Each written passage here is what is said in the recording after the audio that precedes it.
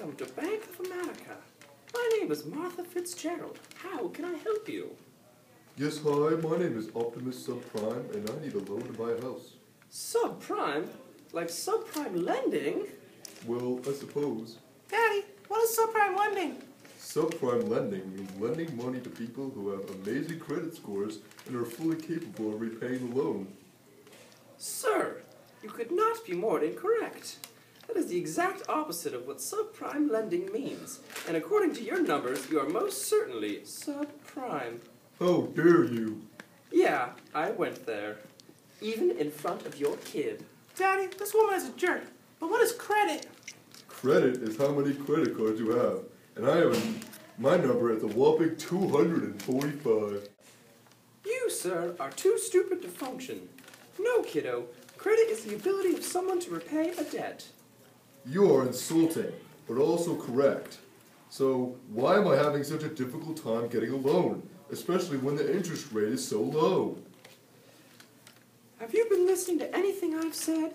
Officially, it goes back to the last time the business cycle went into recession, causing the financial system to almost fall into depression due to the systemic risk caused by financial intermediaries having made a bad investment in adjustable rate mortgage securities.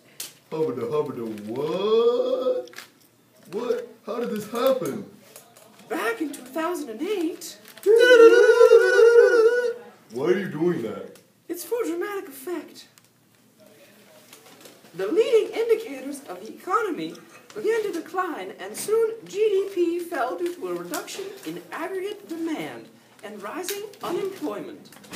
This caused real estate lenders like Fannie Mae and Freddie Mac, who had invested in mortgage-backed securities, to be nationalized in order to avoid bankruptcy.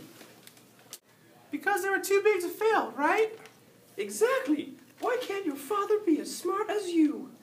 Anyway, the economy was so bad that in order to prevent a depression, the Secretary of the Treasury, Henry Paulson, the Chairman of the Federal Reserve, Ben Bernanke, convinced Congress not to worry about any moral hazard, but instead to bail out big financial firms like Bear Stearns and AIG. Why is it important to bail out these companies?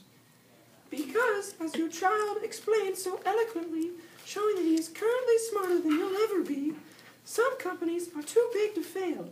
For example, Lehman Brothers was allowed to go bankrupt, and the consequences were so bad that real estate prices fell, which caused the equity of many homes to be wiped out due to rising cyclical unemployment. A great number of people were unable to make their mortgage payments, and their homes went into foreclosure.